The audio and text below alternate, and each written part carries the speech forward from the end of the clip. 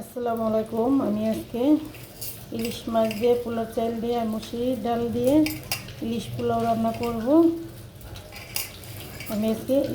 রান্না করব। এখানে পোলাও চাল নিয়েছি 3 পা, এক পার মতন আমি দিয়েছি ডাল। আর পেঁয়াজটা আমি কেটে নিলাম, পেঁয়াজ আর মরিচ কেটে নিলাম। এখন আমি মাছটা ভেজে ফেলবো। এই ইলিশ পোলাওতে মাছটা লাগবে, আমি মাছটা সুন্দর করে ভেজবো।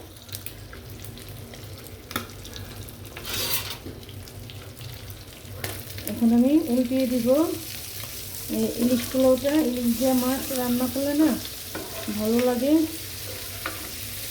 হালকা আমি একটু ভেজে নিব।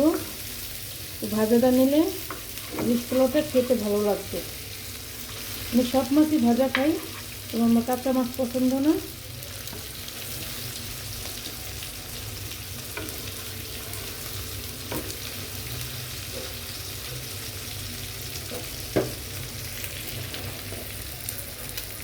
এই মাছটা আমি একটু ভালো করে ভেজে নেব। চালটি আমি ধুয়ে নিই, তারপর আসি। আমার মাছটা পরে ভাজা হয়ে গেল। আমি যেরকম ভাজাটা রাখবো, আমি আর ভাজবো না।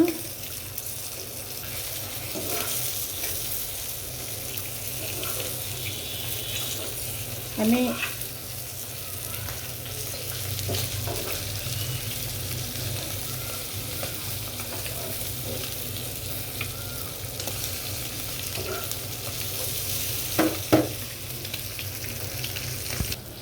এই ফাঁকে আমি চালকে ধুয়ে ফেলবো সুন্দর করে। চালকে ধুয়ে আমি 10 মিনিটের জন্য ভিজিয়ে রাখবো। 10 মিনিটের জন্য ভিজিয়ে রাখবো। আমার এখানে লাগবে গরম মশলা। আমি একটু গরম মশলা দিয়েছি। এখন আমি চালটি ভালো করে ভেজে ফেলবো। বিসমিল্লাহির রহমানির রহিম।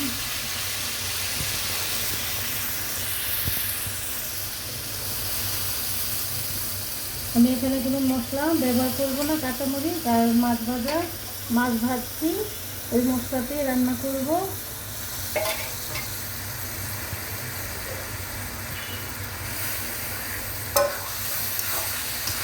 আমি পোলাও চালটি ভালো করে ভেজে নেব।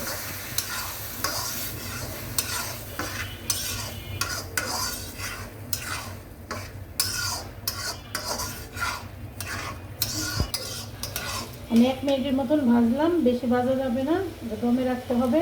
আমি এখন পানি দিয়ে দিব।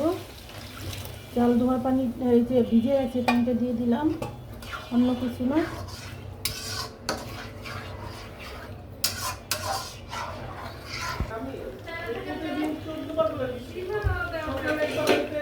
আমি এটা এখন বলক এসে পড়তেছে, আমি একটু বলক আসলে এটা দমে দিয়ে দিব। এই পেঁয়াজটা বেস্তা বানাবো, এই বউয়ার উপরে দিব, ইলিশ পোলাওর উপরে দিয়ে দিব। এটা এই বেস্তাটা ইলিশ পোলাওর উপরে দিব। দেখি আমার বউইটা কী অবস্থা, ইলিশ পোলাওটা কী অবস্থা। এখন আমি মাছটা মিলিয়ে দিব। মাছটা এখন দিয়ে দিব।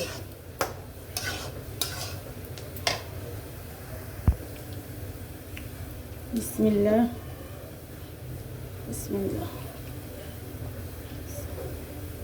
পোলাওটা আমার আরও দম হবে। আমি এখন মাছটা সুন্দর করে দিয়ে একবারে ঢেকে দিব। পোলাওটা আমার অনেক দম হবে, আমি ইফতারিতে খাবো। এতক্ষণ আমি দমে রাখবো।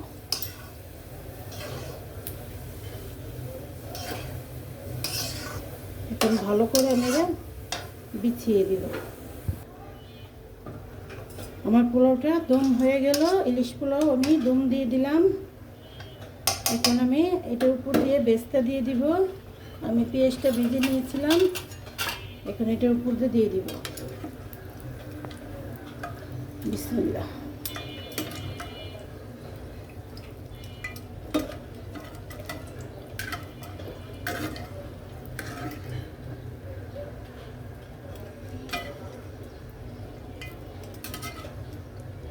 আমি অল্প উপকরণ দিয়ে পোলাওটা পাকালাম।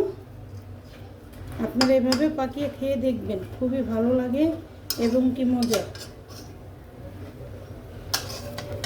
চালটা বেশি বেশি ভিজিয়ে রাখলে বেশি ভালো, আর আধা ঘন্টা ভিজিয়ে রাখলেও ভালো। আমি এখন দমে রেখে দিব 1 ঘন্টার জন্য। আসসালামু আলাইকুম, আল্লাহ হাফেজ।